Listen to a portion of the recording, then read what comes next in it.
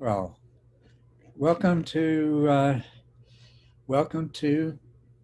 today's Patreon Q&A. And just want to let all of you know, and of course all of the other Patreon patrons who will listen to the recording of this, that what I have in mind to do is to do these twice a month.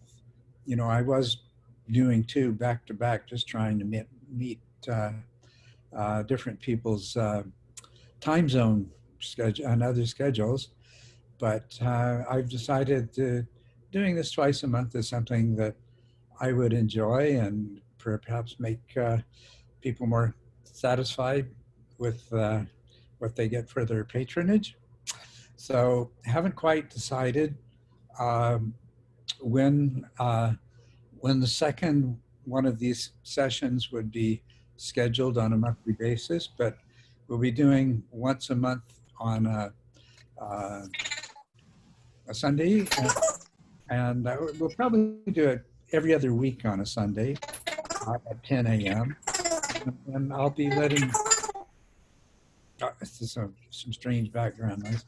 Anyway, I'll be letting you know as we figure out when we would do that second session. So just to let you know what's on my mind and what we might be doing in the future. So thanks. So once again, hello to you who have joined since I got on. Excuse me, I probably should have taken a Mucinex this morning, and I didn't. I wonder if I have one in my pocket. My voice will be a lot clearer if I do that.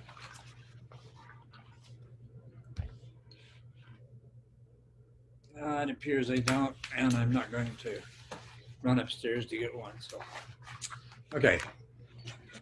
Maybe just talking will clear my vocal cords a little bit. That's one thing about being in quarantine. You don't use your vocal cords very much.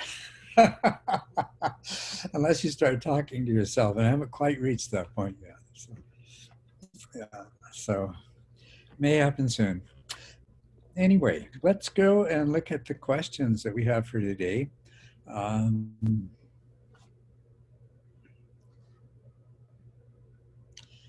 Yes, all right.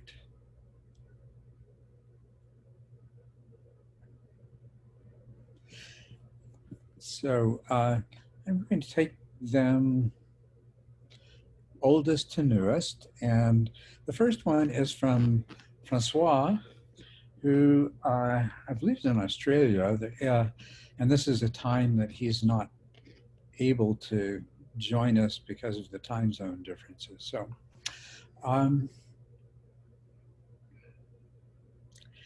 So here's my question, which could be summarized as how to deal with being both dull and distracted at the same time. Well, actually, the real point of this question is in the details. I am practicing at stage 3, 4, and a couple of sessions at stage 5. I had made a lot of progress stabilizing my attention to the point where I couldn't really see how distraction could ever capture my attention again. And he acknowledges that's a silly thought. But I know exactly what you mean and feel there, Francois. I'm sure we all do. The sessions would usually go like this: lots of distractions, little distractions, no distractions, and vivid sensations. Then the dance with dullness, on which I was making progress but hadn't fully mastered to reach the end of stage 4.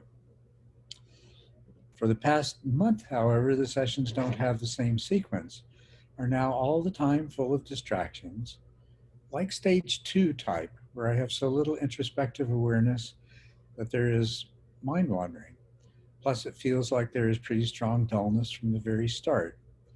Sensations never vivid anymore, but never wanting to go to sleep either.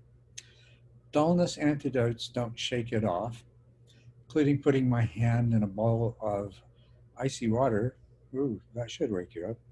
And create even more distractions. I've tried the opposite and try something new like a guided meditation or trying to do long periods of checking in. The novelty helps, but usually wears off very quickly. I'm now a bit worried because sessions are really uncomfortable, which then leads to resistance. Is this a common issue? Should I stick to stage 2 practice, or would you recommend something else? And I know it's very hard to diagnose while I'm not present, but any advice would be appreciated. So, of course, Francois, you are absolutely correct. I have a lot of questions that I would like to answer, or sorry, would like to ask you to help me be sure that I interpreted this correctly. But I think many of you who have practiced might already be thinking Francois's problem along the same lines that I am. When I listened to his description of his success, he was putting all of the emphasis on the stability of his attention,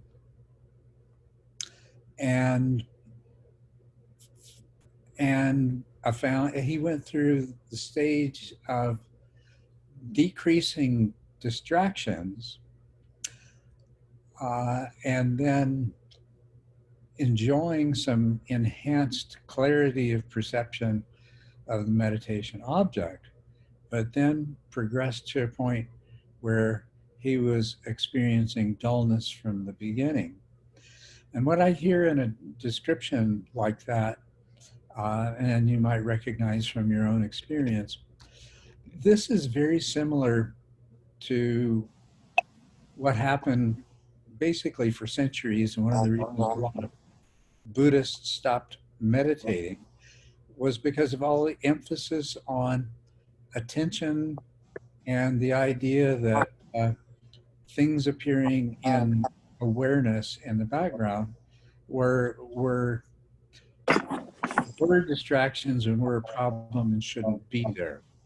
And you can do sort of a brute force focusing of attention to the exclusion of being aware of the kinds of mental activities that are always present. And what you are doing then is you're excluding distractions by basically contracting the field of awareness so that there is less for attention to be drawn to.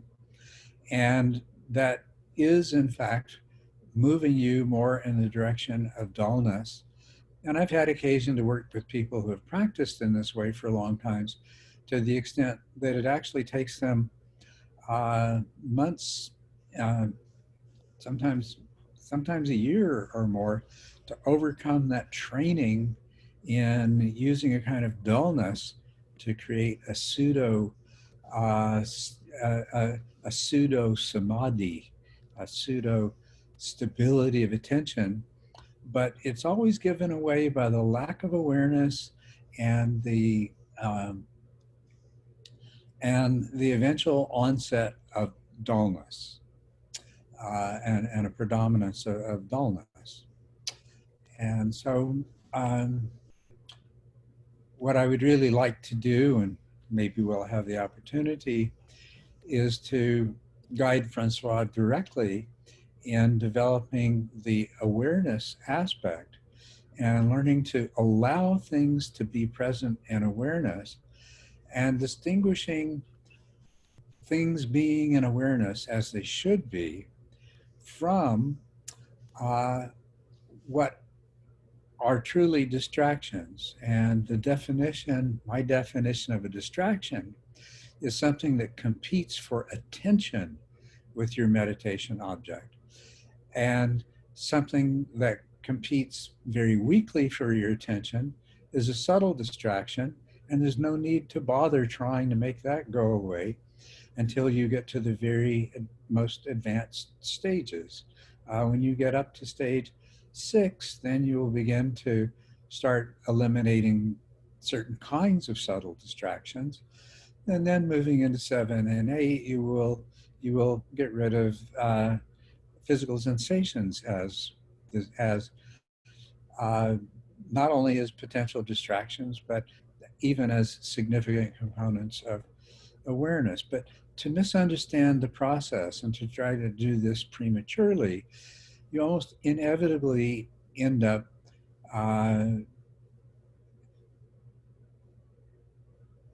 going in the wrong direction.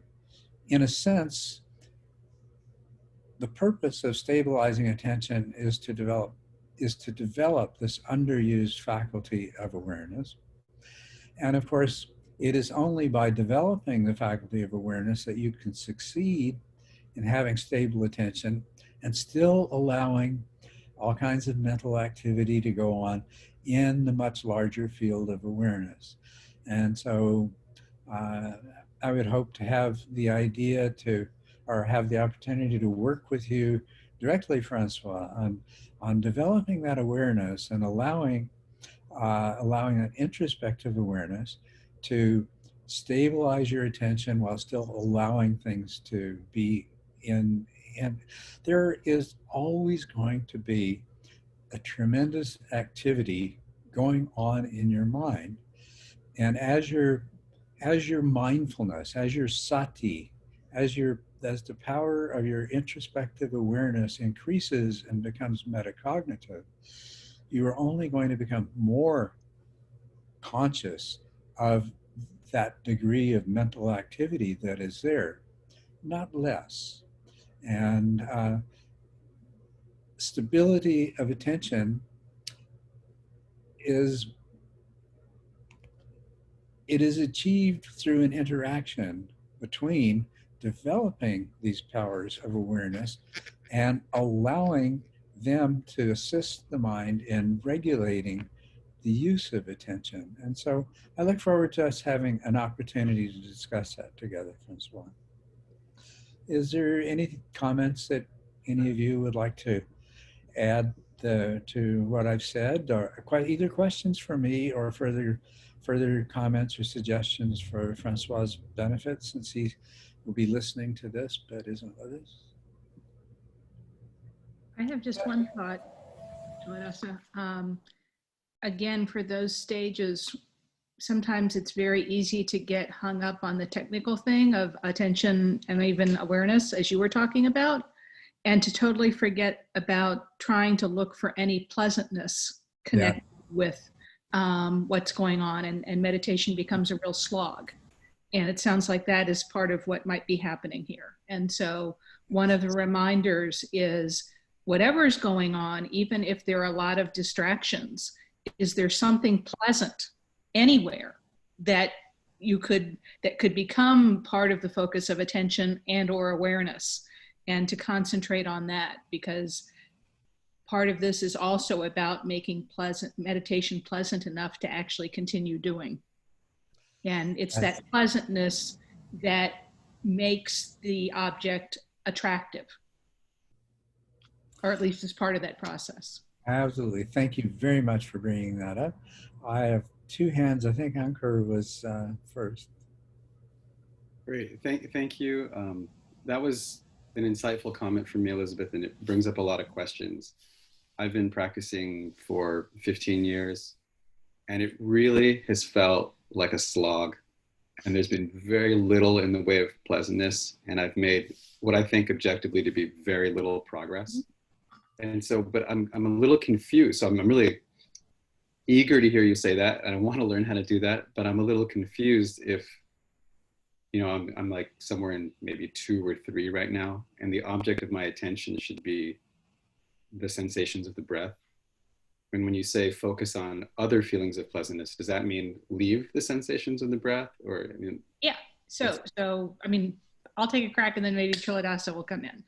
One thing you might try, especially if this is turned into a slog, is look for just any sensation anywhere in the body that's present, and make that your technique. So Shinzen Young's Feel Good kind of an approach. There are lots of YouTube videos. Another thing I would highly recommend, Robert Bia has a Jhana Retreat that's on Dharma Seed. The whole long retreat is there.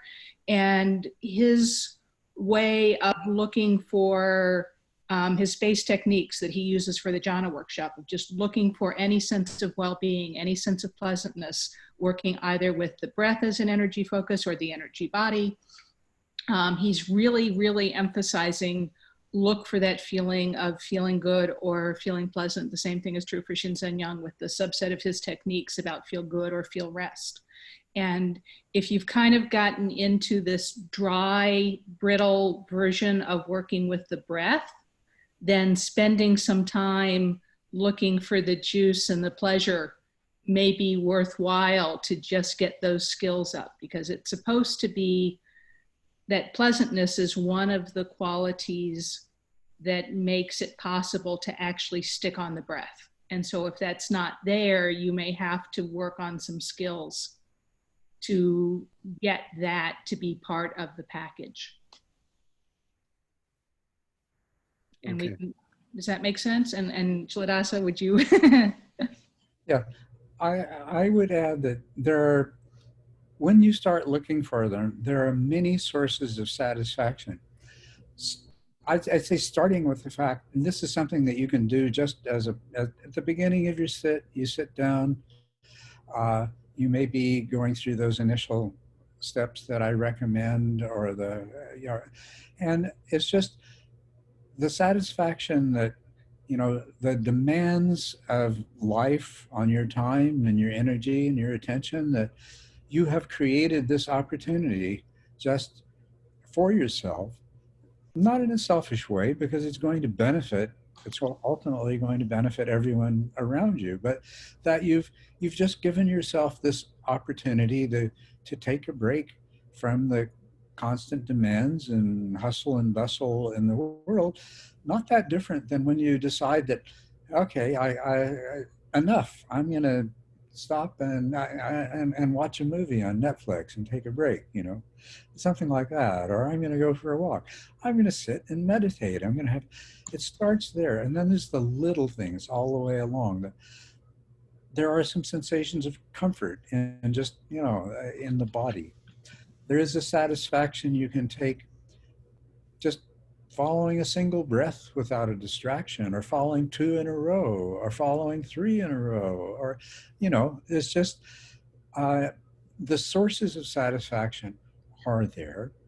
And it's just learning to recognize them, learning to allow them to be there. Evolution's partly gifted us with a predisposition to look for problems, because that's what'll keep us alive.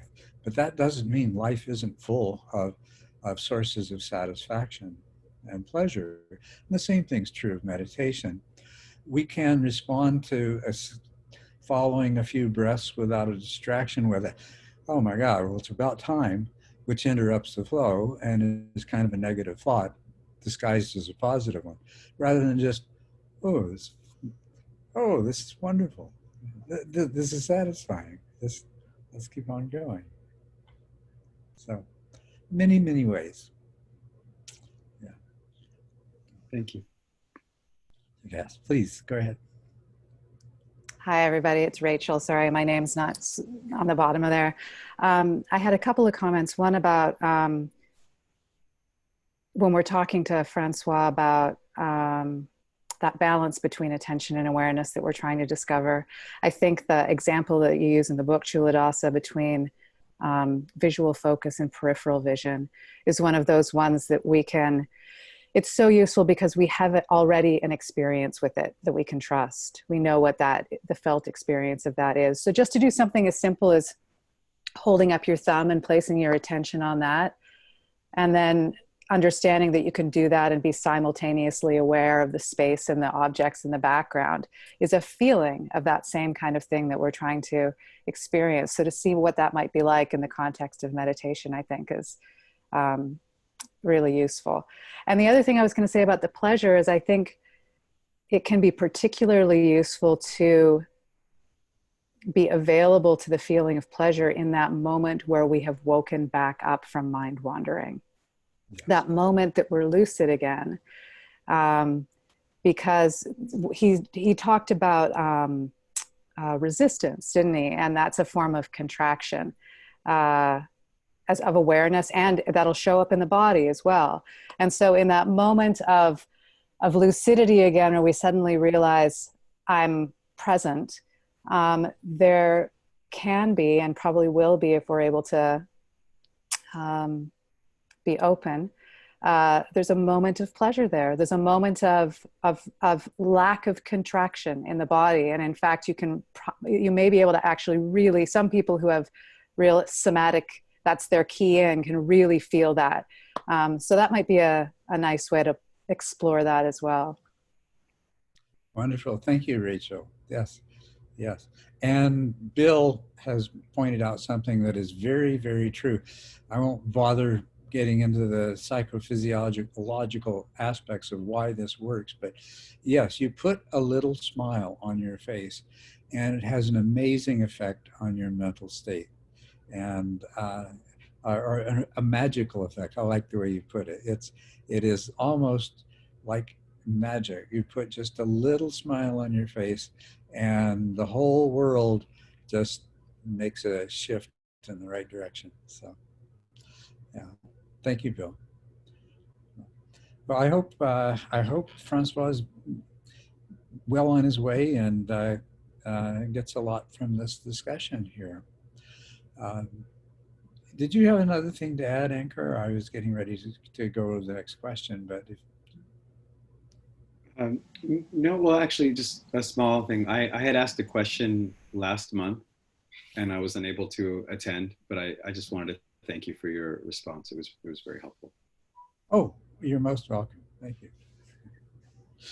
Okay, let's see what we have next here. Sam asks, he says, do you have any advice on meditation in times of emotional turmoil? Is meditation helpful at such times or best avoided, especially for those at the beginning of the journey? Well, Sam, I don't know of a circumstance in which I would say that some form of meditation is not or should be avoided and is not helpful and not desirable. And of course, many people are finding themselves in more emotional turmoil than usual, but that's coming from a baseline of most people's lives are already filled with a lot of emotional turmoil.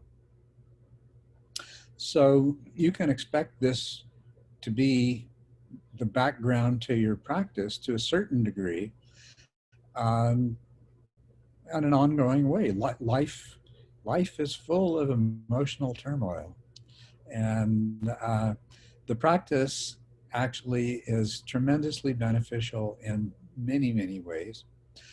Depending on the degree and kind of emotional turmoil that you were experiencing, some kinds of meditation are much more helpful than others. And one that is always beneficial is the loving kindness meditation, because what is involved, I'm going to speak in terms of the way of doing metta meditation or loving kindness meditation that I described in the appendix to The Mind Illuminated. What this is geared towards is cultivating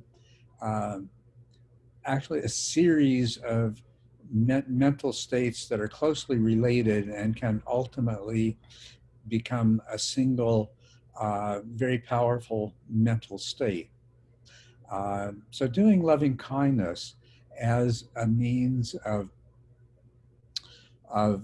generating a mental state that allows you to deal far more effectively with both the causes and the effects of the events in your life that are manifesting as emotional disturbance. Very, very powerful. As you get better at inducing those states and as your mind learns the various pathways for achieving those states, it's very beneficial. Another thing that is very helpful is walking meditation. Sometimes when there are a lot of, when there is a lot of disturbance in your life and a lot of emotions, if you try to sit, you will find yourself you become overwhelmed by thoughts and worries and feelings and if this and if that's and I wish I had and I wish I hadn't, and all of the other kinds of stuff that goes along with that. And walking meditation can accomplish many of the same things that sitting meditation can. So it's not at all as though this isn't a very powerful and useful practice. It is. It's much underappreciated. But very often you can have, at a time when there is so much going on emotionally and otherwise in your mind, you can do walking meditation, and you can find, especially if you have the opportunity to walk outdoors in some place of beauty, some circumstance of that is that lends itself to just coming in tune with your own being, with being a part of this whole incredible world that we're in part of. It can be it can be a source of joy and comfort, and it can help to calm your mind. Walking meditation, awareness comes easy, and the focus of attention is a little bit harder to sustain when walking than when sitting, because you're trying to focus your attention on your feet. But if you don't try to make it into a task that you have to achieve with a certain degree of clarity and consistency, but rather just a way to anchor your attention and allow your awareness to expand. I'll explain why this is so effective.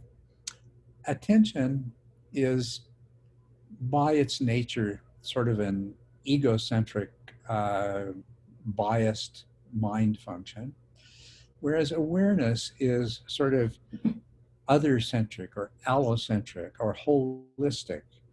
And the sources of your emotional disturbances, your worries, your fears, everything else, are by their nature egocentric. And so in the attentional mode, and these things are always going to be wanting to activate attention. They're going to want to throw you into the problem-solving, crisis managing kind of mode. So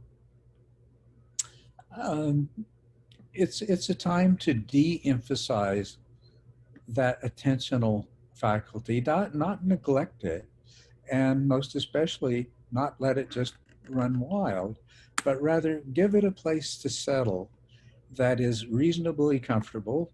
Don't make too great demands on it, and let most of your consciousness just expand into that awareness that is available when walking, and most especially when walking outside in nature. So there are a variety of meditation techniques that can make it your meditation easy and productive. And actually meditating in the face of these things is really more productive on a amount of time spent sense than meditating when everything in your life is going well, oddly enough, but that really is the case. So by all means meditate, and if as a result of doing some loving kindness meditation, doing some walking meditation, you find that you're able to do some sitting and it's easier to do, then please do that as well. Take it. Once again, yes, you are going to have your emotions, your worries, and your concerns competing for your attention. But to the degree that you can succeed in catching yourself mind wandering, feel good about coming back to that state of lucidity that Rachel describes so well, it's going to be productive, it's going to be worthwhile, it's going to be beneficial for when you get up. all of these practices are going to enhance your ability to cope with the emotional turmoil that's going on in your life. So I hope that's helpful. It's just a sort of synopsis of what I often say there to people. This is not an unusual question. Would anybody else like to either add to that or ask anything related to it? Culadasa, sorry, I see Anko had his hand up. Unfortunately, I don't have a camera working from this internet link.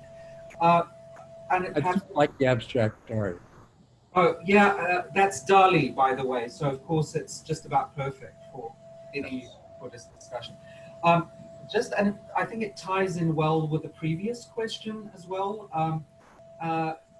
You talked about walking meditation being really helpful in developing extra perspective attention, and I'm quite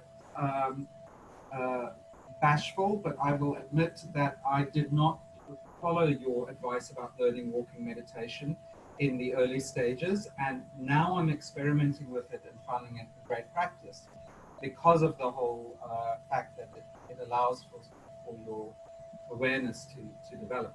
So just to tie that into the previous question, in working with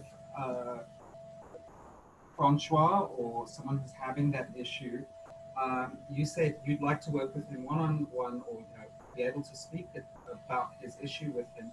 What would be your recommendation for someone who wants to develop that awareness? Because for me, awareness started spontaneously happening in about late stage 5 and 6. And then I suddenly went, that's it. Now I know what awareness is. And possibly it might have happened sooner if I'd been under your tutelage at that point. I'm sorry to go back a little bit, but since you did mention that with the walking meditation, would that be your primary advice, or how would you work with somebody to get them to develop that awareness? Because it is so important, it really is.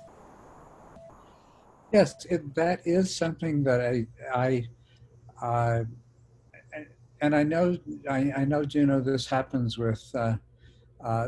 quite often, especially when people come from other traditions and they don't quite know how to relate to the awareness aspect of things, that they can miss what I'm saying. But really, right from the very beginning, I'm trying to lead people to appreciate that developing awareness is one of the most important things that we're doing, and that stabilizing attention is a valuable end in itself, but it's also an incredibly valuable means towards something that is even more important ultimately. If we think of awareness as being what the Buddha was referring to when he used the word sati, and being what people are trying to describe, but they don't have the language for, when we find modern teachers trying to explain what the English word mindfulness refers to.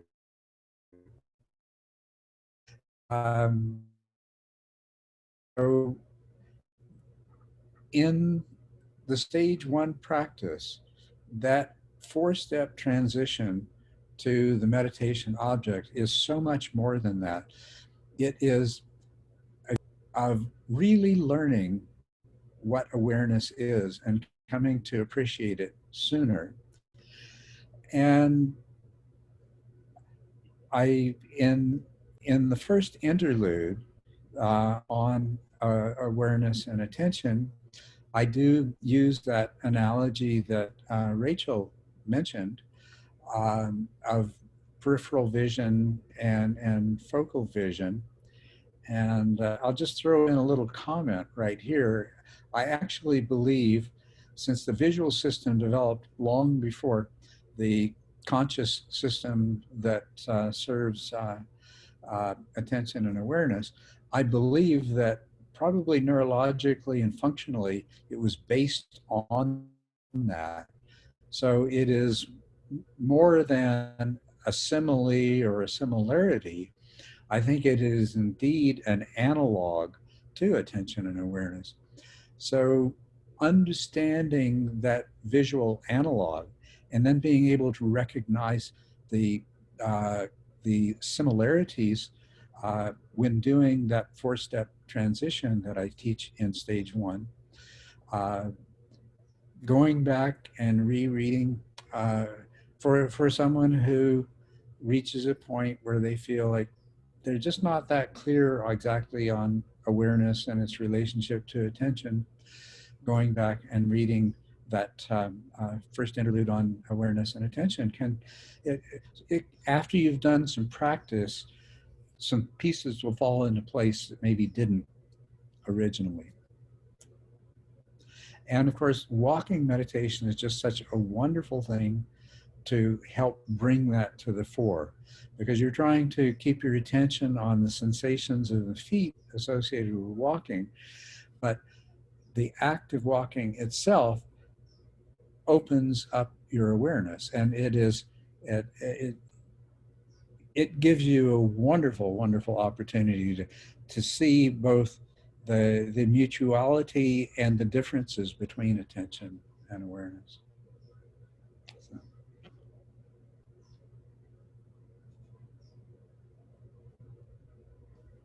My question is kind of related to that. It's related to awareness, and there's a sense in which I still really don't understand what you mean. And you know, I've read those opening chapters many times, but I'm trying to get like a more experiential understanding. You know, I walk a lot and I go on hikes a lot. And so yesterday I went on like a 5-hour hike and I felt amazing. You know, I love it.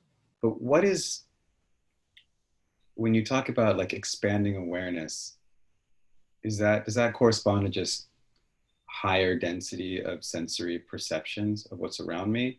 Is it really related to that, or is it something beyond that? Well, it is more than that, but that is an important aspect of it. As your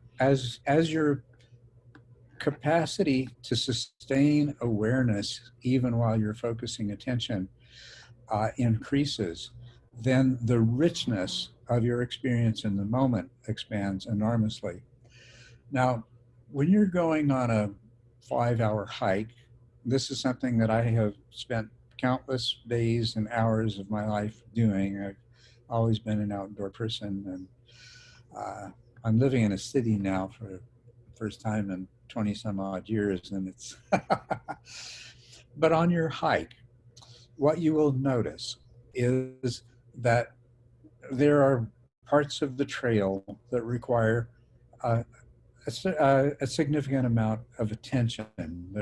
The trail is not as well groomed, or you're going through so more difficult terrain and things like that.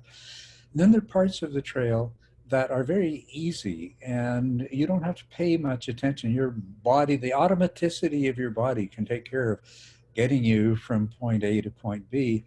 And you find that you tune into the sounds of the birds and the breeze in the trees and all sorts of other things, and the color of the sky and the shadow and the colors of the rocks and the terrain around you. And it's just, you know, your whole sensory fields open up. You'll have emotional responses, which you'll begin to be more conscious of than you were when you were focusing on where you needed to put your feet next, right? And this may give rise to passing thoughts and memories and things like that all become part of this present moment. That is the experience of awareness. And of course, what you'll notice is that there's this spotlight, microscope-like, I mean, you can use a lot of analogies, but what your attention will do is it will explore within that field. It will find certain aspects. It'll be drawn to certain aspects. And you can see that, wow, there's this field of awareness and it's opened up for me. And now my attention is exploring it. And And those two and the role and the way they interact will become part of your experiential reality. It will become, it will make the words and concepts not only obvious, you'll recognize the shallowness of them as an intellectual uh, experience as compared to as a genuine lived experience. Thank you. Yes. You're welcome. Let's see what's next here. David Carnes. I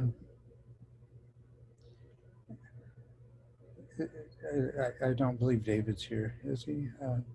No. Okay. David says, I've been thinking a lot lately about the original impulses that brought me to serious meditation practice. How important is it to understand your motivations to practice? With all the minds you've worked with, what percentage of students come to an understanding of what brought them to the cushion? And what patterns have you seen around motivations to practice? Well, it's an interesting question, David. It really is. First of all, how important is it?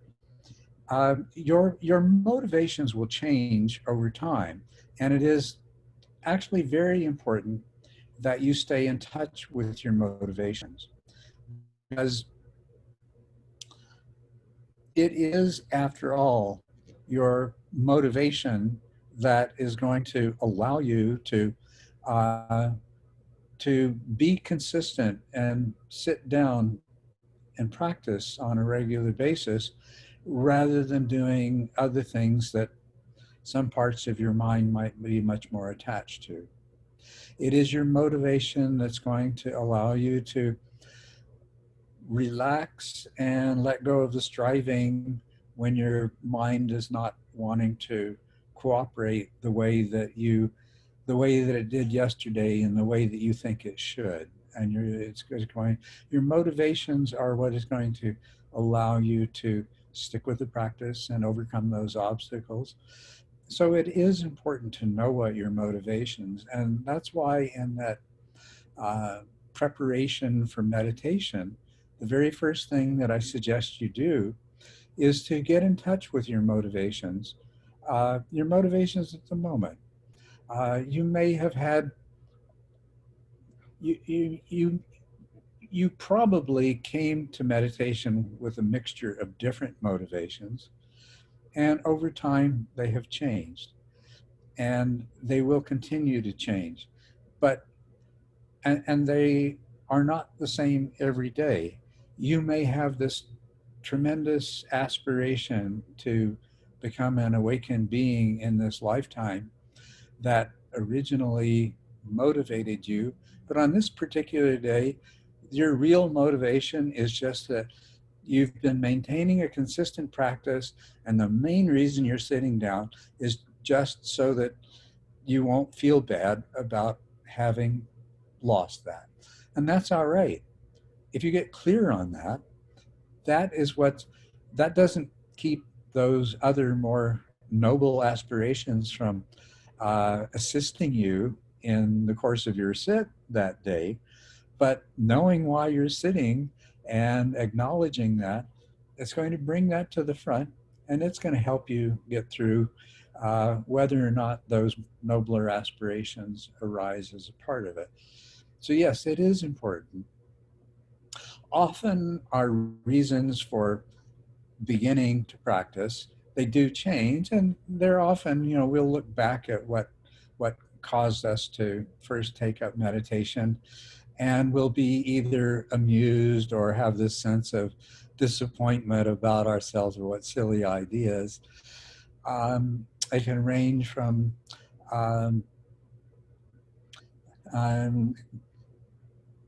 you're kind of a successful type A personality that succeeds at all kinds of things, and this is just one more thing you want to add to your resume of accomplishments, that might be it. You may have suffered a lot of emotional and psychological trauma in your life. You may be dealing with certain tendencies that are detrimental to your relationships. You may just simply want less pain and suffering in your life. And that, in fact, the Buddha used that as the biggest selling point for getting people to give it a try, was having a little bit less suffering in your life. So that's a wonderful motivation, because life is difficult. Life is challenging. And even when life gives you a bowl of cherries, you still bite into the pit every now and then, and it hurts. So that's a valid motivation. You may have an egocentric desire to become a famous guru and have, you've decided, well, I'm not going to become president. I'm not going to become as rich as Bill Gates. Well, what other way can I be an outstanding success and have all kinds of people standing around admiring me? Well, I'll become this hugely successful meditator and spiritual guru. That's all right too, as long as you eventually get over it. But the practice itself is going to help you get over it. That, and maybe having some good teachers to work with. So motivations are important. And if they get you to the cushion, if they get you to begin your practice, there's nothing wrong with them. There's no such thing as a bad reason for doing a good thing. It just isn't the case. There's been more than one occasion where someone has gone to a meditation class the first time, or maybe the first half dozen times, for no other reason than that there was a member of the opposite sex that they really wanted to be in relationship with who went to meditation class. That's a perfectly good reason too. It gets you there. And if after a few of those classes you have a much more stable and lasting motivation, that's the unfolding of things as they should. So motivations are important, yes, and they're all good.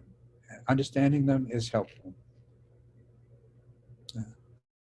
Once again, I'll give anybody else who wishes an opportunity to comment before moving to the next question.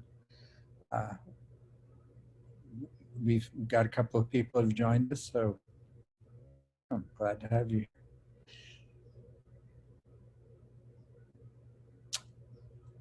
All right, well, let's look at the next question then we have here. Nathan Hershey.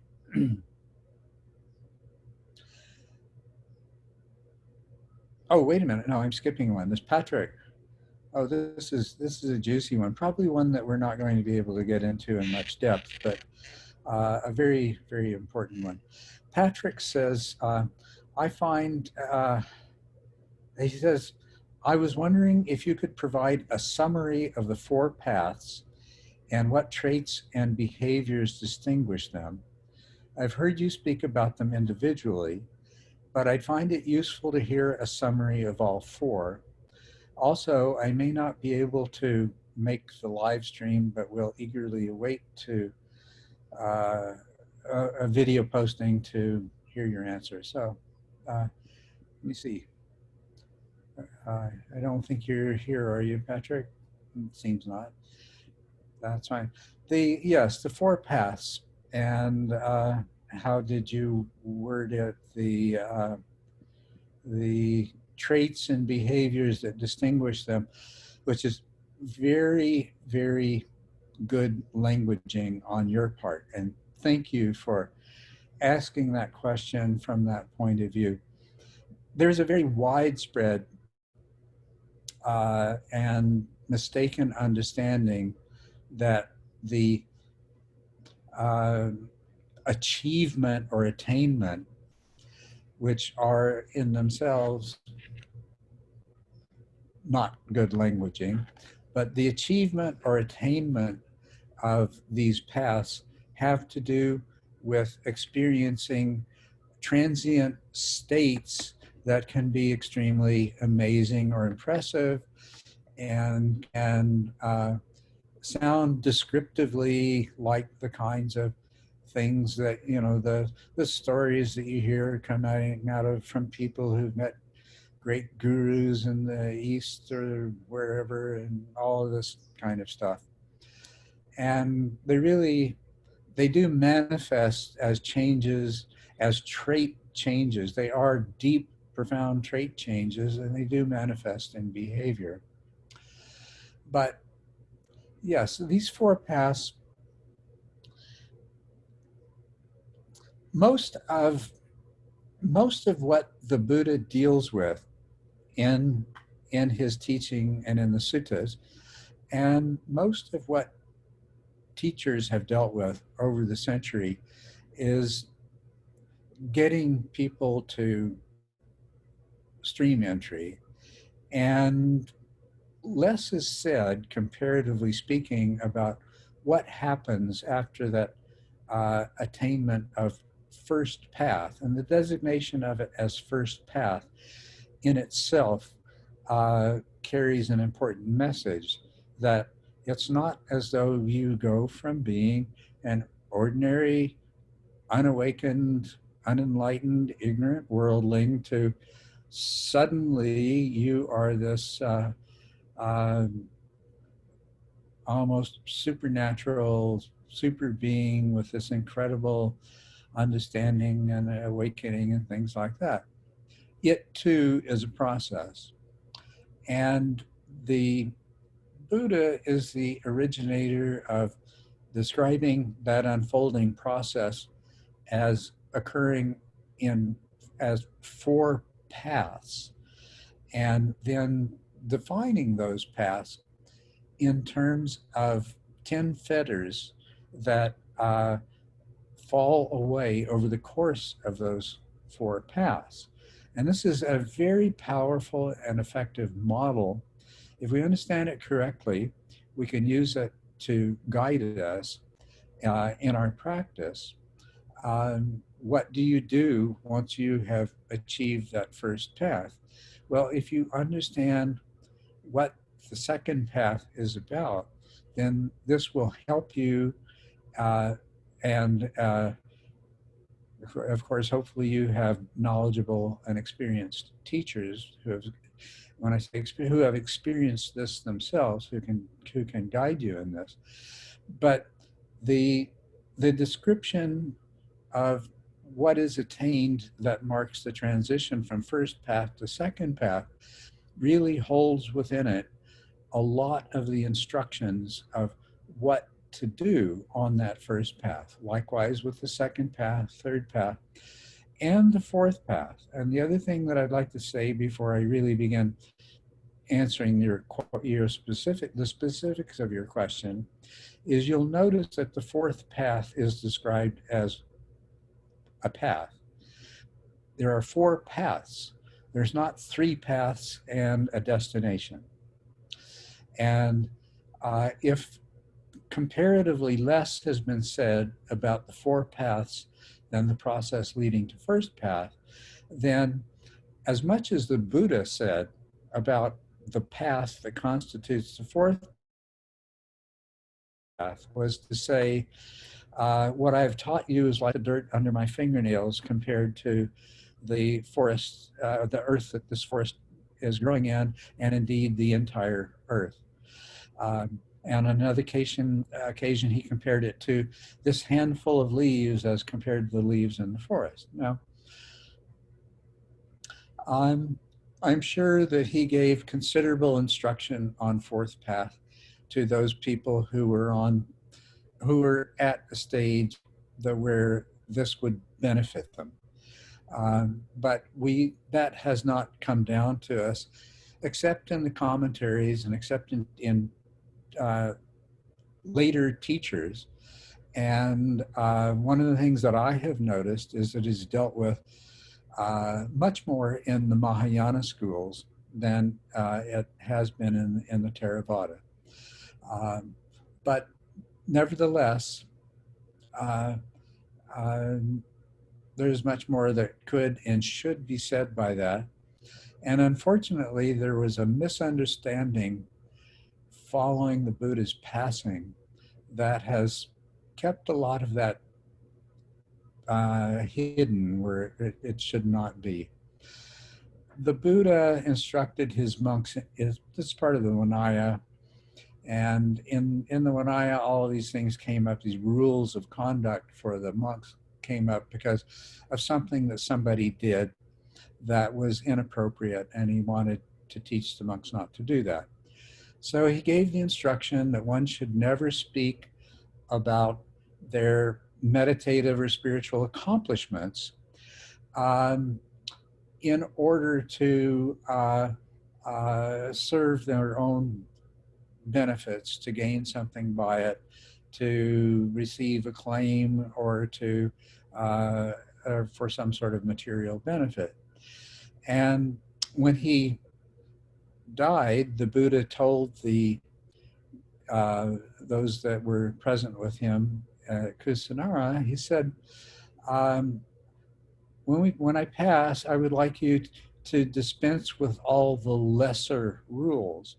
And then at the conclave that was held following that, nobody could agree on what were the lesser rules to be dispensed with.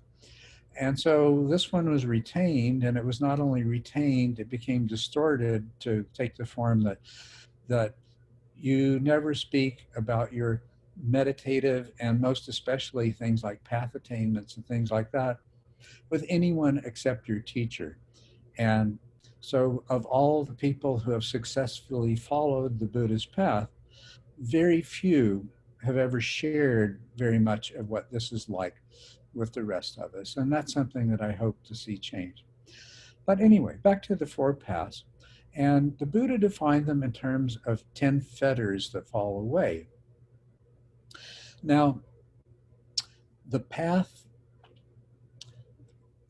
first path is characterized by falling away of the fetter of attachment to, I'm going to say, attachment to the atta concept, the self or soul, or to put it in another way, the attachment to the belief that you are a separate, unique, and abiding self, that the self you believe you are is an illusion, and you have discovered that, and you have realized that, and so you're no longer attached to that illusion.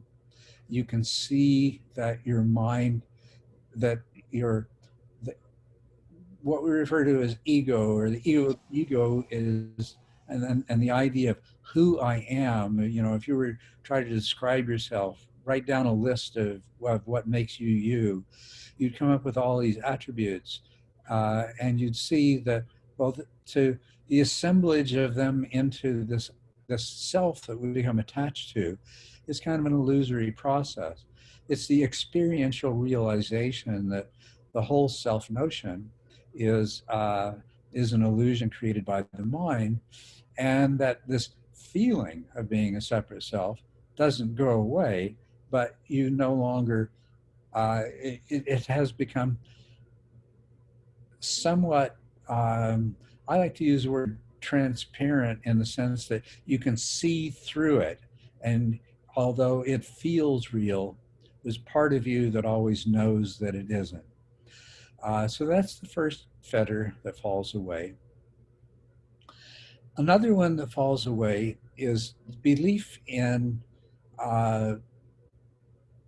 magic, in the intrinsic power of rules, rites, and rituals. And here we need to make a distinction between the enormous value that rules, rites, and rituals play as a part of a part of our practice, that until the basis, the foundations of our behavior change, rules are valuable, but not to follow them blindly, but to understand their purpose as rules of training.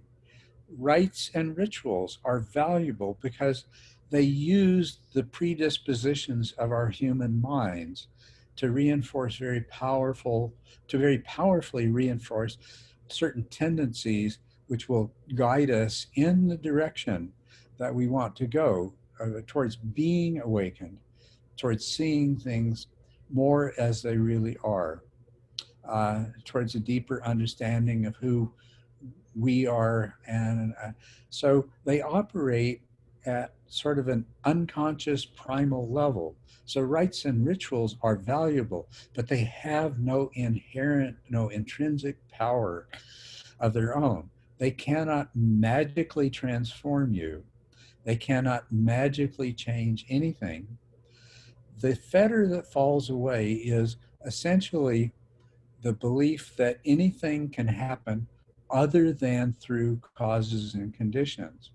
The realization that that having achieved this first path, of having awakened and now seeing things much more clearly the way they are, is the result of having of causes and conditions arising, and your practice and your teacher, and indeed everything that has happened in your life and everything that has led to that happening has all contributed to creating the causes and conditions for your awakening.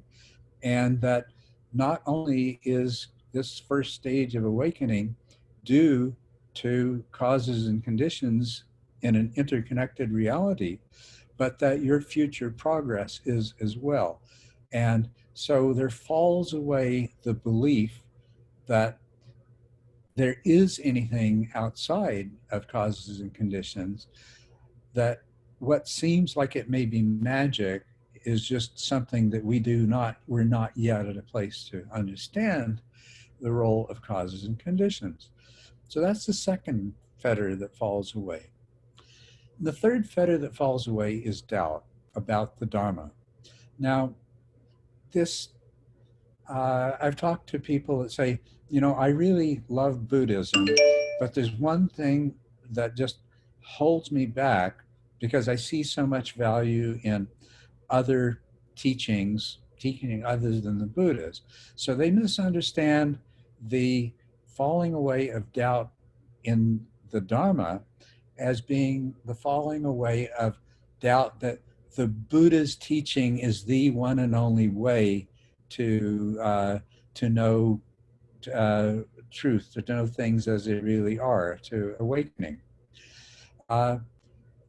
No, the doubt that falls away is that you have been living in an illusion, and that there is a greater truth that awaits, and that greater truth includes, amongst other things, the fact that you aren't the separate self that you thought you were, that things do not, you do not live as a separate entity in a world of other separate entities, each with its own nature, which interact but retain their own identity, but rather you live in a world of process, of unfolding process, and you're a part of that unfolding process. And the doubt that falls away is the doubt that the way you saw things before was an illusion.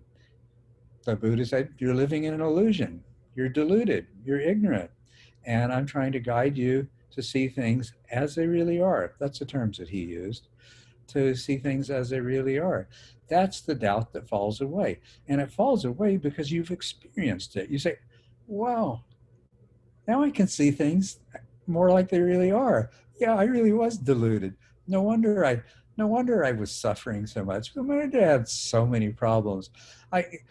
Now that I understand, all of that falls away.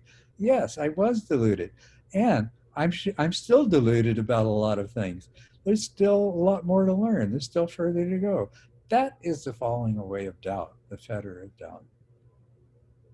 And that you can use that and you can use the what's referred to as the three characteristics: no self, impermanence, and suffering. You can also use paticcasamuppada, or dependent origination, which the Buddha referred to as the equivalent to the Dharma. He who understands dependent arising understands the Dharma. He who understands the Dharma understands dependent arising. So you can understand, so that's also, you can add that to the three characteristics as an even more fundamental insight to lead you to the falling away of these three fetters. And then there's yet another that didn't get fully developed until long after the Buddha, but it's present in the suttas. It's a thread that runs throughout the suttas. And there's a couple of Japanese scholars who have done a really good job of tracing the concept of emptiness in early Buddhism, in the early teachings of the Buddhism. And emptiness is essentially that whatever arises in your consciousness is a fabrication of your mind that's attempting to create a model of reality. And that is never anything more than a model of reality.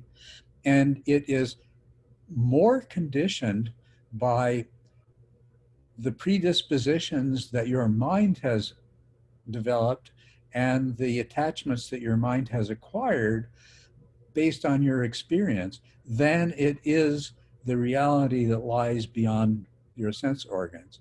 So recognizing that aspect of emptiness is also one of the things that somebody who has yet to achieve the first path can take as one of the ways of understanding the greater truth, to help bring them to the point of these three fetters falling away.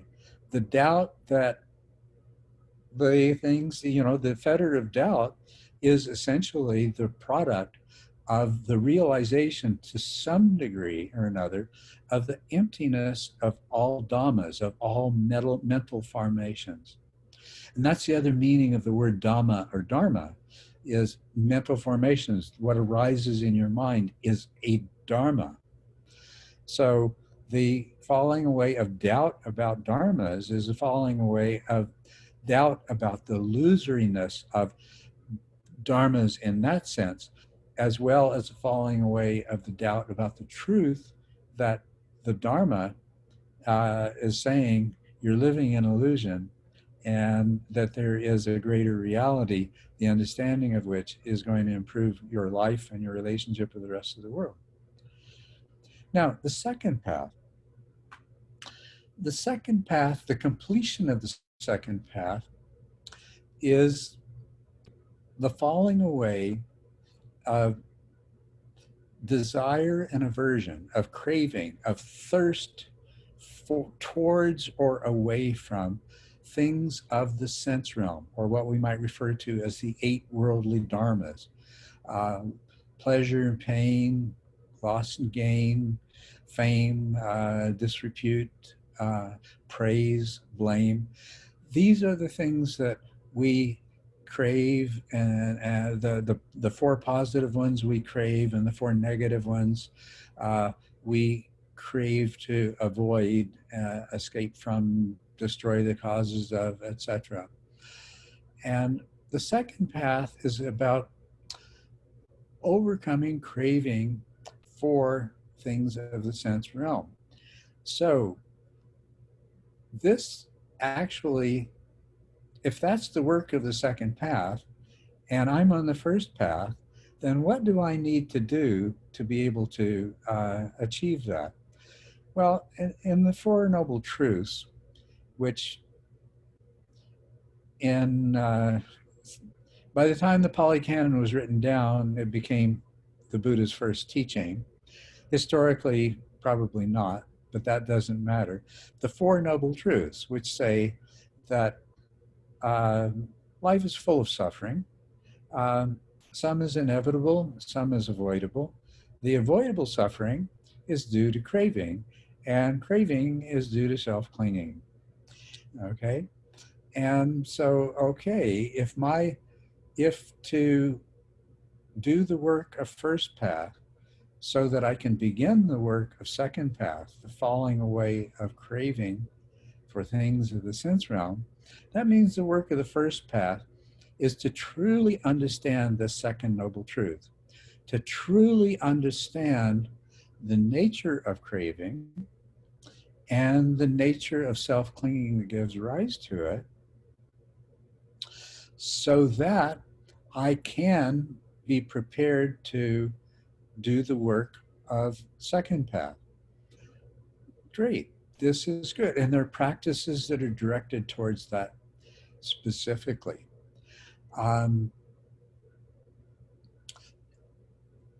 If you're familiar with the Satipatthana, the applications of mindfulness, the third of those is mindfulness of mental states. For me, this was the pivotal teaching that I was given on a retreat that led to my completing the work of first path and moving to second path.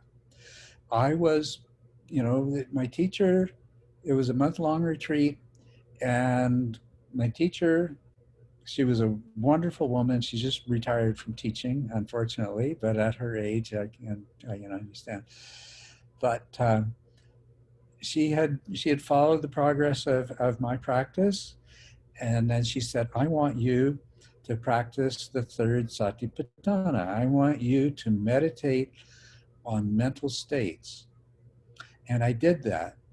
And I had this profound realization, this just, oh my gosh, kind of experience. I won't go into the details of it, but I had a certain experience arise. I was doing long sits, and it was in the middle of one of my, it was in the middle of one of my long sits just preceding our midday meal period in that retreat. And I realized that of all the fleeting mental states that were constantly manifesting, that my mind was moving through, I mean, this is metacognitive introspective awareness to the max.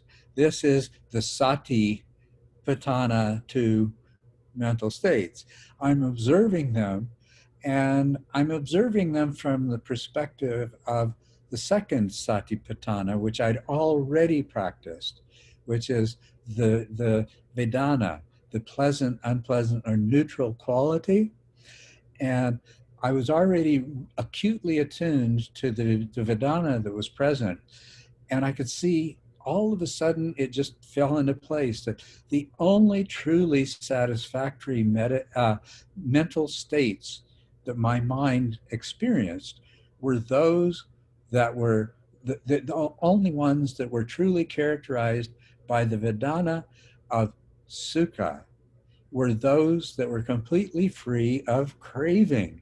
And so a window opened, and through that window, I began, as I continued to meditate, to see all of the many subtle forms of craving that had previously been invisible to me.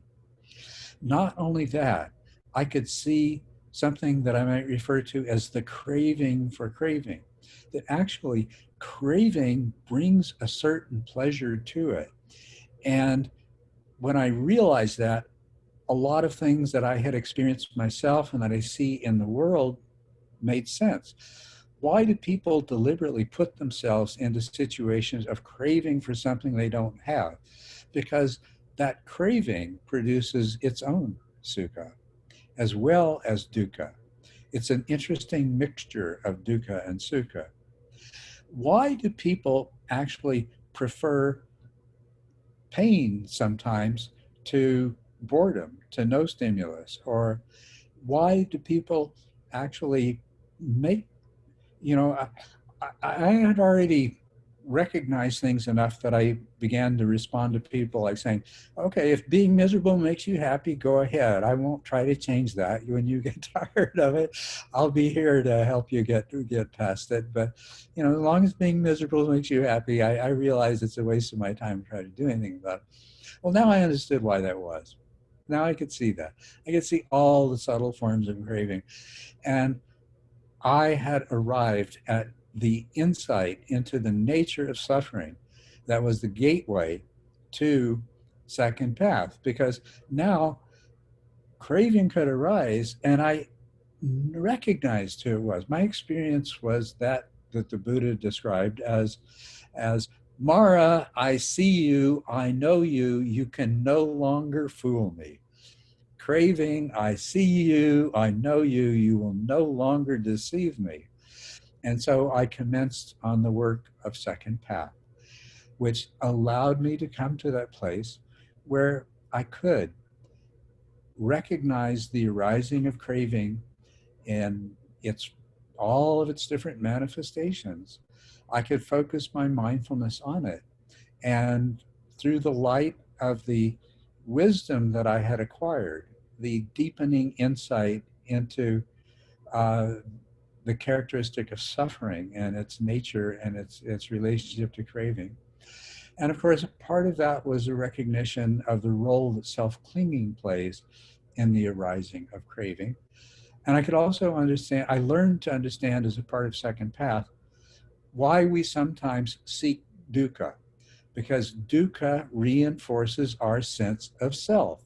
It gives us a sense of security about our own reality, which is an illusion, but it reinforces that comforting and familiar illusion, right? So that can go on even after the realization, the falling away of the attachment to that. There can still be this subtle form of self-clinging, which will actually give rise to suffering for no other purpose other than to help it feel more real. So that's what characterizes then the attainment of second path. It guides me on first path, it guides me on second path. Now, the attainment of third path involves the falling away of the other 5 fetters. And so now with the attainment of first path, 3 fetters fell away. The attachment to atta, or personality view, the belief in rules, the belief that anything could stand outside of causes and conditions, and the falling away of doubt that I had been living in an illusion and that there was accessible to me a greater truth. Those 3 fetters fall away. With the attainment of second path, the craving for things of the sense realm had been seen through. The nature of suffering had been understood to an extent that that I was no longer so controlled by craving. That now the definition of attainment of second path is the attenuation of craving, right? And it's the attenuation of craving, that insight into suffering, that brings one to second path. And then the attainment of second path is a reflection of having applied that ability. Now you can confront craving in any of its forms, and you can see it for what it is, and you can attain to third path by coming to the place where you are no longer controlled by and held prisoner to the arising of craving, and you can see clearly the role of self-clinging in that arising of craving. The 5 remaining fetters are: the first is described as the complete elimination of conceit, specifically the conceit I am. Now, translating this into English, in English we use the word conceit typically to mean the conceit, I'm better than you are, or we're better than they are, or something like that. To try to clarify this in English, teachers have said the conceit that I am better, the conceit that I'm worse, and the conceit that I am the same. And then the wisest teachers have said, well, no, it's just the conceit I am. That is really what is being referred to. The first fetter is the conceit I am. And it refers to that feeling that has always been there, despite the insight that we had into anatta at first path. We've still continued to feel at a deep, non-intellectual, non-cerebral, it's just this gut feeling that I sure feel like I'm separate from everything, even though I know I'm not, even though it's obvious that I'm not, even though I can see the interconnectedness of everything in action. This feeling just won't go away. And sometimes it traps me, and sometimes I get caught by it again.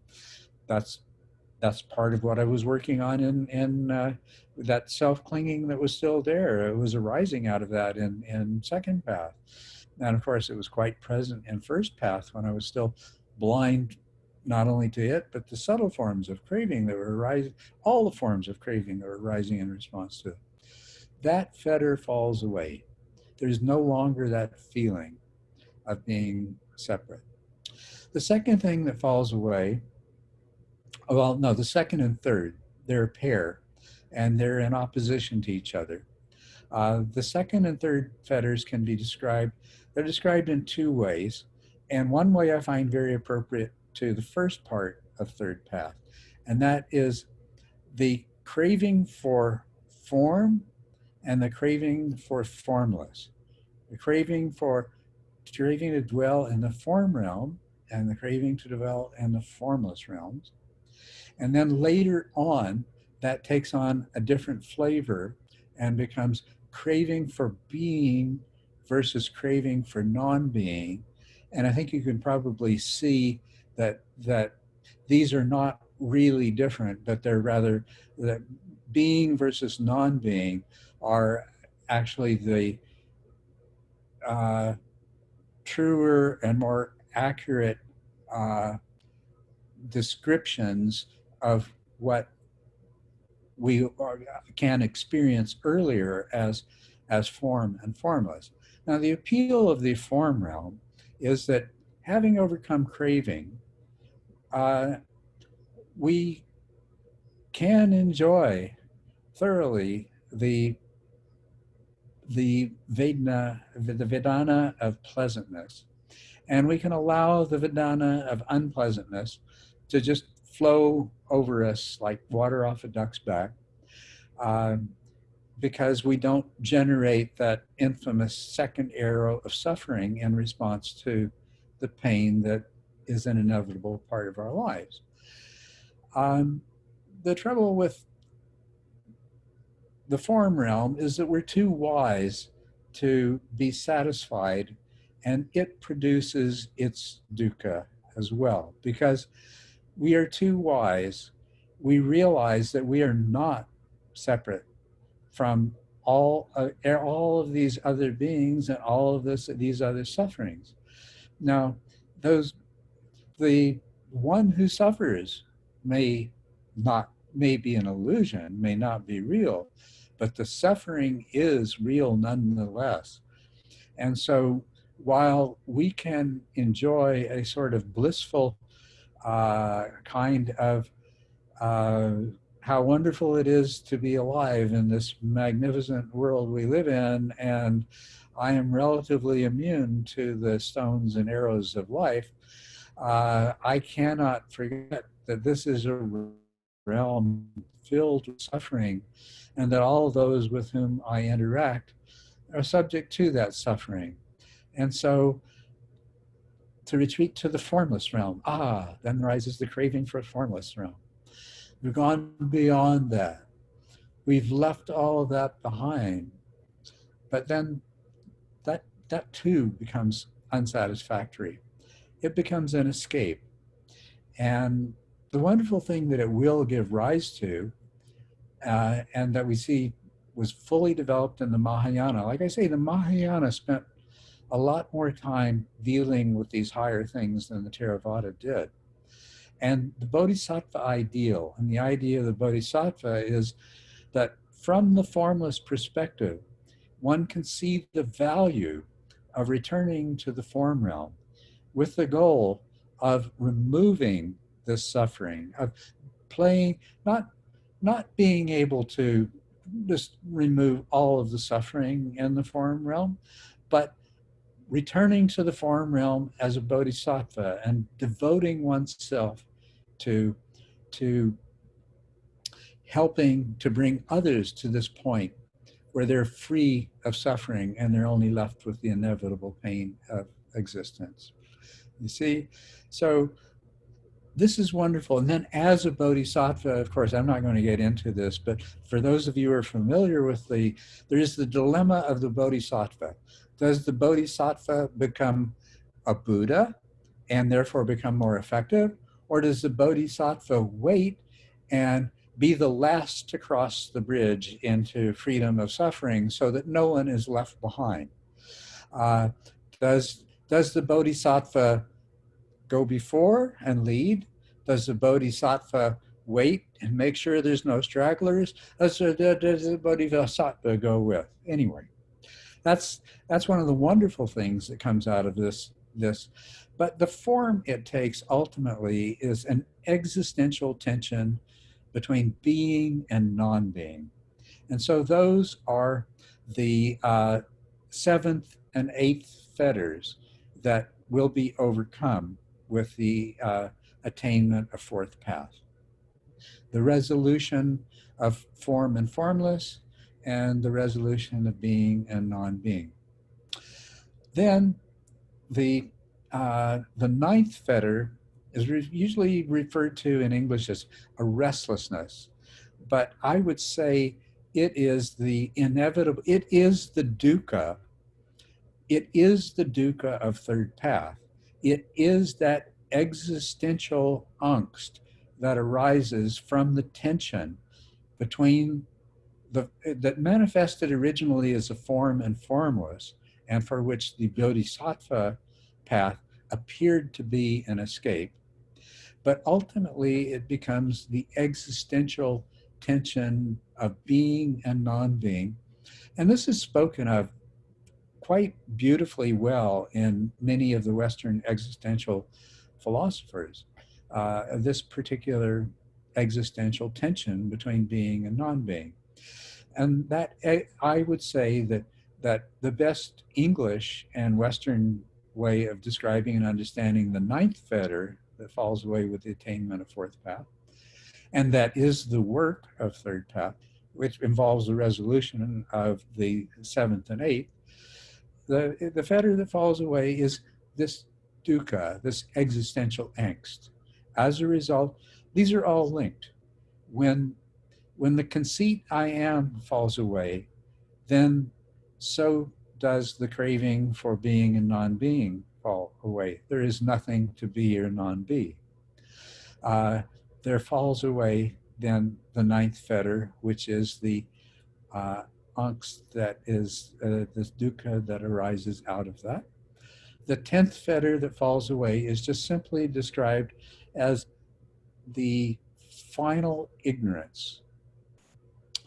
And in a sense, it is, I understand that as the falling away of the residual ignorance that was being sustained by the feeling of being a separate self, by the dilemma that arose from having ready access to both the form and the formless, by the appeal of being versus the appeal of non-being, that there was still many vestiges of ignorance remaining in our minds, and that it is once the first four are resolved, then these can begin to dissolve progressively as they arise. And so that is the definition of, that is both the guideline for the work of third path, and it is a definition of the completion of third path and attainment of fourth path. So there, I hope I have answered your question, Patrick. I didn't address specifically behavioral traits, but, and I spent a lot of time talking about that. So instead, what I will do is just encourage you to see if you cannot extrapolate from what has fallen away from the behavioral manifestations that you would expect from someone at each of these paths. And I would encourage you in doing so that you always remember the work that remains to be done. So you don't have an expectation of a stream enterer that is unrealistic. The stream enterer is also known as the one who returns to samsara 7 times. In other words, there is going to be some not huge, but not insignificant number of times that that person loses the guidance provided by the insight that they've attained. So don't overrate the expectations, but don't underrate the expectations either of what first path has to offer. Likewise for second path. What would it be like? What would you expect to see, and what would you expect to experience if now, when craving arose, you could see it as what it was? You could see that this is my enemy, that there is always going to be a dissatisfaction and unhappiness that I experience when it's present, and that is just reinforcing my self-clinging out of which it arises. You can imagine for yourself, but don't carry that too far. Don't exaggerate your expectations of what someone on second path is going to be like. And of course, it's a separate question. Many people do not understand what it means to be free from craving. They sometimes think it means to be free from experiencing the Vedanas of pleasant and unpleasant. And it absolutely is not. It is quite the opposite. Some people think it's total equanimity towards anything, and it's not. It is a path to that equanimity. But even so, that equanimity means that it refers to your reaction to the Vedanas, not to the absence of the Vedanas. The Vedanas are present on fourth path as well. The Vedanas never go away. It is our reactions to them, and it's the nature of our reactions to the Vedanas that changes and that defines craving. Likewise, third path. Hopefully you can extrapolate from what I've said there, what you might expect to experience and what you might expect to observe in someone who was working on third path. There's not a lot of clarity in this. I've discovered that people will move back and forth between second and third path of necessity, because we are very complex beings in a very complex world. There are many, many different parts to our psyche. And for any process of transformation to penetrate to every little nook and cranny of our mind takes time. And sometimes we have to go back, just like in meditation. Sometimes you may be in stage 8 and you have to go back and do some of the earlier work. You know, it's the same way with these 4 paths. But you can see what you can get a feel for just by looking at the fetters that have been overcome and the fetters that remain, what you might expect to experience and what behavioral changes you might expect to see manifested. By the way, there is a saying in Tibetan Buddhism, which I feel is just a cover for people who have not attained these things, is saying that only an enlightened person can recognize an enlightened person. And I say that is bullshit. If you understand the 4 paths, if you're a worldling who understands the 4 paths and the 10 fetters, you damn well better be able to recognize the behavioral changes that are associated with having overcome these fetters. And that saying is a nice cover for somebody who's carrying a fancy title of Rinpoche, but doesn't have the corresponding attainments. So Anyway, likewise for fourth path and the following way, it's going to be more difficult to understand from the point of view of a worldling. We're talking about something that's way in the distance, and our only understanding of it is conceptual, but it does have behavioral manifestations. It is available to your model making part of your mind to construct some kind of crude simile of what it must be like to have overcome those fetters. So I hope that answers Patrick's question. I've gone over the hour and a half that I have usually allocated for this. I don't have any need to go anywhere. Anybody else that needs to go because you have other things, welcome. And if that's most of you, then we can deal with these other questions next time. But if you want to hang around and you want me to work through some more of these, I'm game. All right, let's do it then. We'll go for it. All right, next is Nathan's questions. There's a claim in Tibetan Buddhist teachings that practicing in lucid dreams is significantly more effective than while in the daily states of consciousness. If one were to develop the skill of meditating while lucid dreaming, could the mind system be in a position to unify in a way that was not as easily done while not in a lucid dream? Well, Nathan, I'm going to have to give you a qualified answer to this. It's a kind of yes and no, maybe it all depends, okay? Different approaches suit different people much better. If we were to contrast what you can achieve in lucid dreaming with what can be achieved in daily states of consciousness, especially while interacting with other beings in the world, both of these have an enormous amount to offer. Each of these has certain things that it offers that the other cannot and does not. So to say that one is superior to another, I think would be to fall into a very common fallacy. For some people, they may make more progress at certain stages in their spiritual path with lucid dreaming. And I have never done, I began to lucid dream spontaneously in the course of my practice, and I still have lucid dreams, and they often allow me to wake up in the morning with an understanding of some aspect of my life or some dilemma I'm dealing with that I didn't have before. They are of value, but I don't work with them as a practice.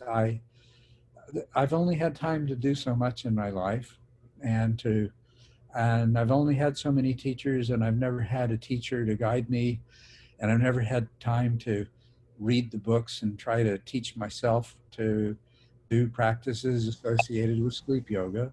So my answer to that's got to be a little bit limited, but I can see that it has enormous value. But to make the assumption that it's any sense better, well, to somebody for whom it worked very well and they were very well suited to it and they had good teachers, I can see why they might believe that. But I don't think it'd be true. And I wouldn't say the practice that I've done.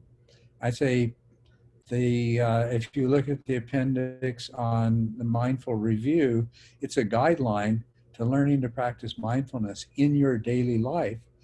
And from my experience, that has benefited me more and allowed me much more progress on my own path than the fact that I lucid dream ever has. But I'm not going to tell you or anyone else that it is better than lucid dreaming inherently, because I don't believe that that would be true. Rather that both of these practices are of value. some will do more for some people than, or one will do more for some people than the other. But also, I think both of these would be of value to anybody at certain stages in their path. So to make any kind of blanket statement that this path is better than that path, and this goes not just for lucid dreaming and for mindfulness in the world, in the marketplace, this goes for any valid practice from any of the traditions, that they all have enormous value, greater or lesser degree for different people and at different times. And so I just feel like one of the biggest fallacies any teacher can make, and it's understandable because we come from where we come from, and of course that seems like the best to us, and that's all right. But there is no perfect practice, not yet. Maybe someday we'll come up with one. I suspect if we do, as a matter of fact, that's what the Mind Eliminated is it's a carefully constructed weaving together of different practices from different traditions to achieve specific purposes. And I think that's probably the ultimate perfect practice would take exactly that form. It would just be much more highly informed by a knowledge and understanding of human minds and how to tailor practices to certain individuals at certain times much more skillfully than we have the knowledge to do now, you know. So that would be my answer to your question, Nathan. If one were to develop the skill of meditating while lucid dreaming, could the mind system be in a position to unify in a way that was not as easily done while not in a lucid dream? And I can see where it may be possible that certain parts of the mind system could achieve unification in lucid dreaming more readily. But I just don't know enough about it to say any more than that. It looks to me like that probably would be true. And if I had sufficient background in it, I might find myself sometimes advising someone to do that. I don't know, but I haven't, so I can't. But I do believe it's quite possibly the case, quite likely the case. So I hope that's satisfactory to you, Nathan.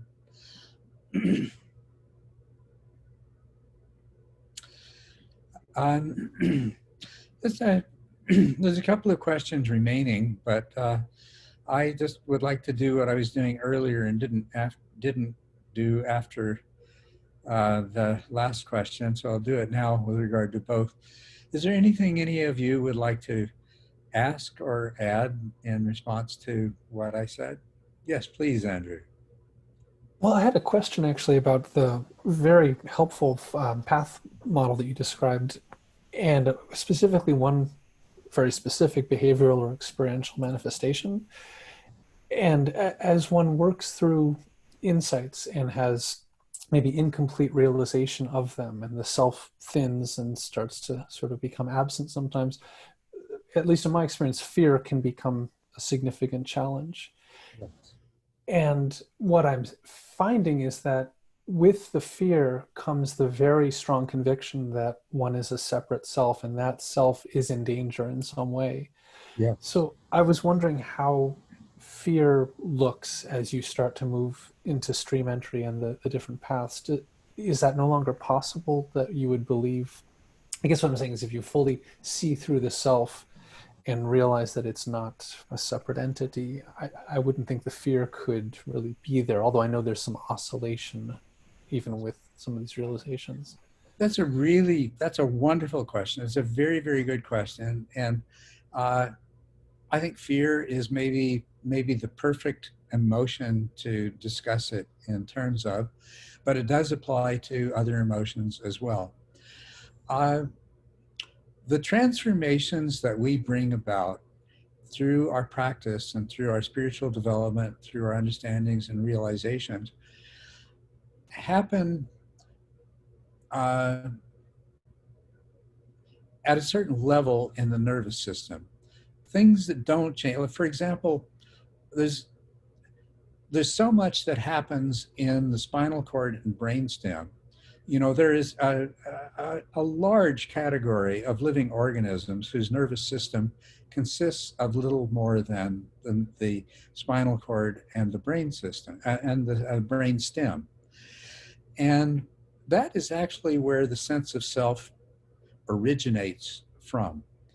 And those are structures, it's sort of like, you aren't going to alter the way your circulatory system works, or your respiratory system works, or your musculoskeletal system works through things that you practice and do in your life. You can tune these to the best way possible with physical exercises.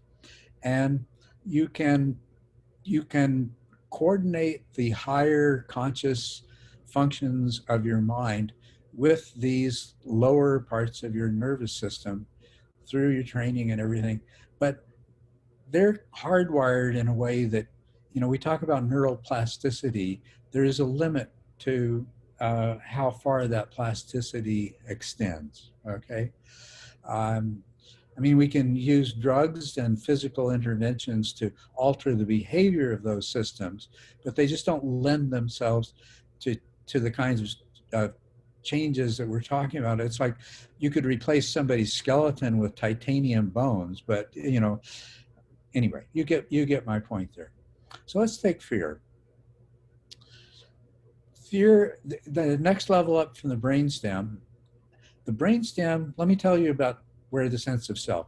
The brainstem contains a whole variety of nuclei whose function is to maintain homeostasis in the body, to preserve the body's existence, and to bring about appropriate alterations internally so that the organism continues to live. In your case, it makes sure that the oxygenation, the pH, relative acidity or alkalinity of your blood and bodily fluids remains within the normal range, that your blood pressure remains in a normal range. That all of the homeostasis is about maintaining body temperature and all of these different things that are necessary for your survival. Now, of course, we live in the world, so by extension, as the nervous system becomes more sophisticated, but we're still talking about a very primitive nervous system, it responds appropriately to the environment in order to adjust to maintain homeostasis. A very simple example of that is the difference between cold-blooded animals. They're not really cold-blooded, but they are poikilotherms. In other words, their body temperature is a reflection of the environmental temperature, and everything else adjusts to match that, to homeotherms. And we exist in a narrow range, which allows for a whole lot of different metabolic processes to take place that couldn't otherwise.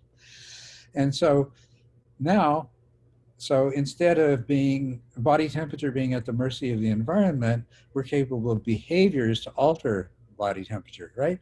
We can seek warmth, or we can move out of the sun into the shade, or into the water when the air gets too high, things like this, right? Okay. So there comes a development of the nervous system where there's an interaction there's behavior becomes a part of it. This is where instinctive behaviors develop evolutionarily, and emotions develop subsequently as we develop flexibility. When we have more than one choice, we're not just acting instinctively and reflexively. When this arises, this mechanism of behavior is triggered. Now we have 2 or 3 different alternative possibilities for behavior.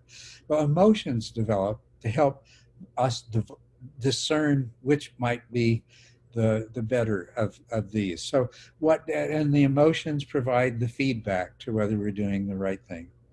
Once again, we're at a level in the nervous system where we can't expect a lot of change. Where we expect a lot of change is in how the higher nervous system responds to what the emotional brain gives rise to. Okay? So I think that Joseph Goldstein put it really beautifully.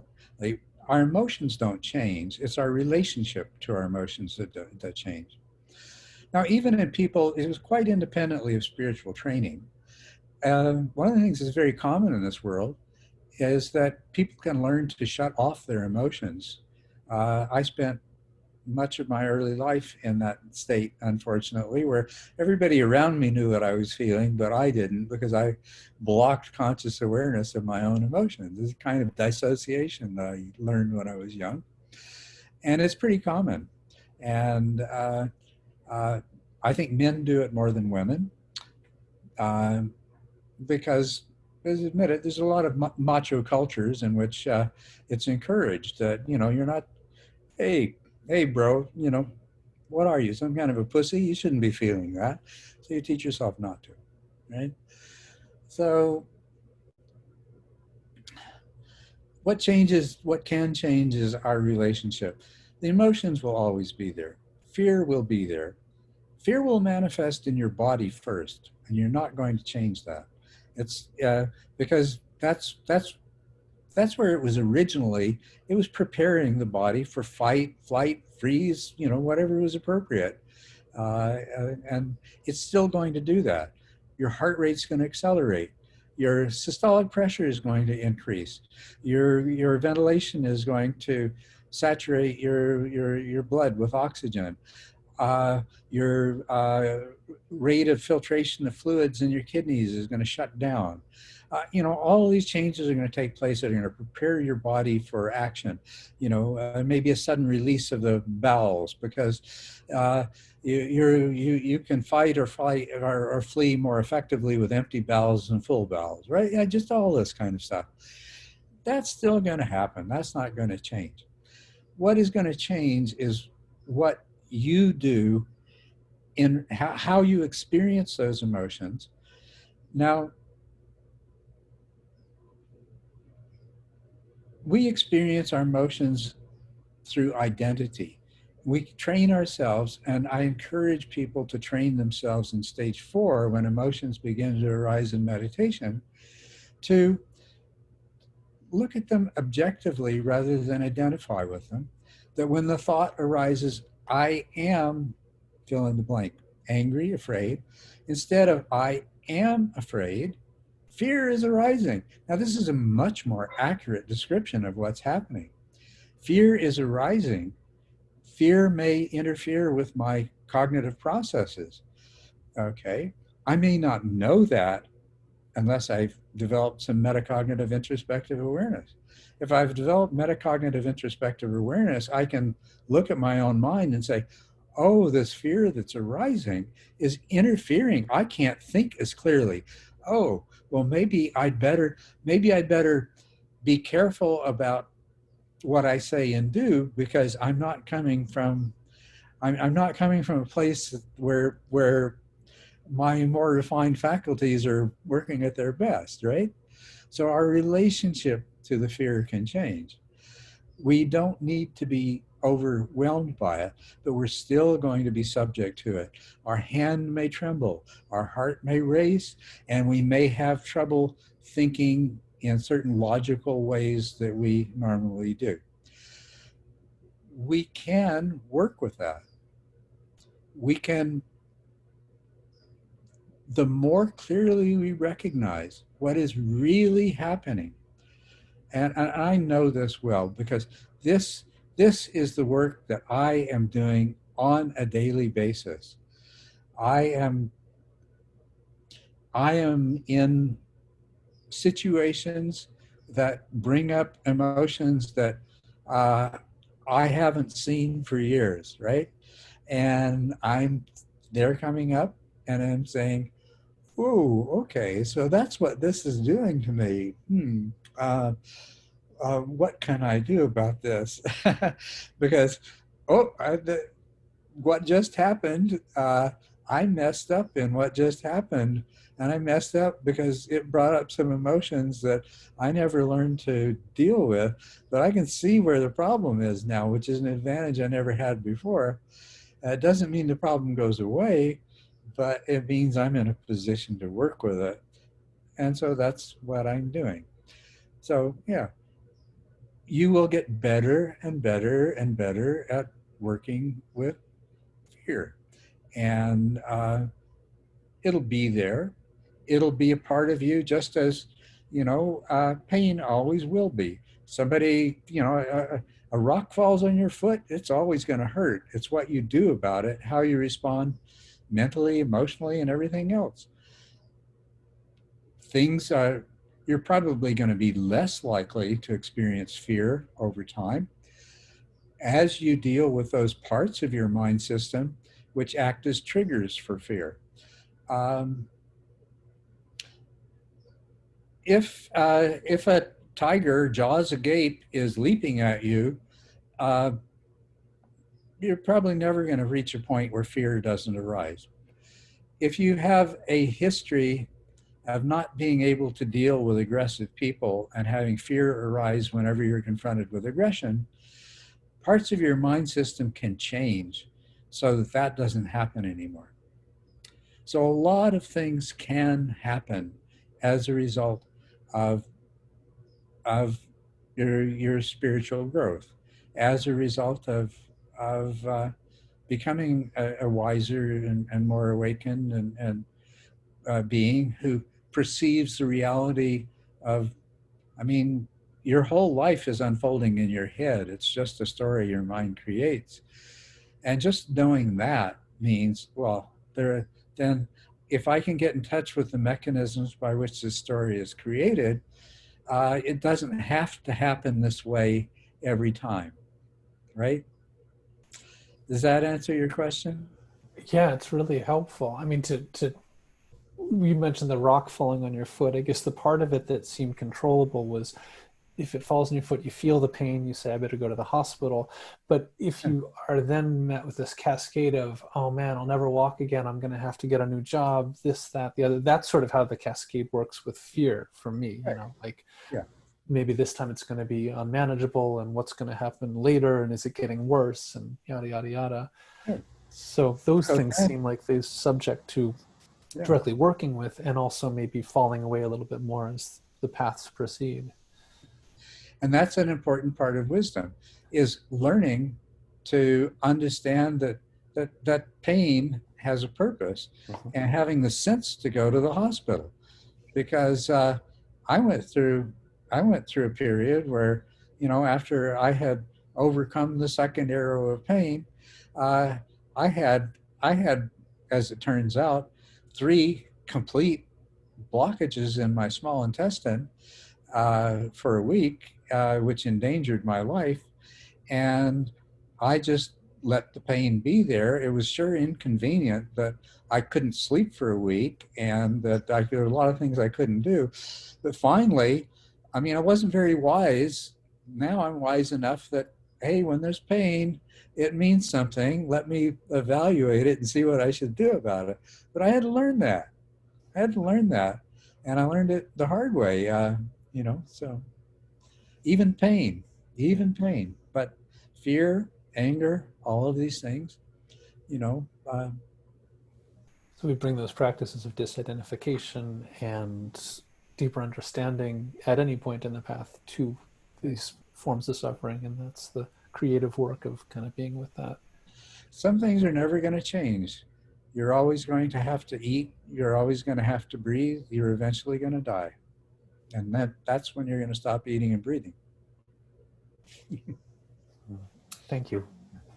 Elizabeth, please. I know you have wonderful contributions to make. Yeah, just saying, that yes, that at first path, that sort of seeing through this illusion of self, that doesn't mean that the work of second and third path is disentangling some of this loop between what I don't want, how that's tied into the remaining sense of self, right? And so a lot of the fear, a lot of the things that come up, that's that work. And that really even includes the end of the third path into fourth path and the work that goes beyond, of how does this thing manifest with these subtler and subtler ties into what remains of self, or what remains of world, or what remains of things. And this whole second arrow thing of, there's the the fear that arises bodily, and then there's, can I just let that be happening, or do I take that into stories, or do I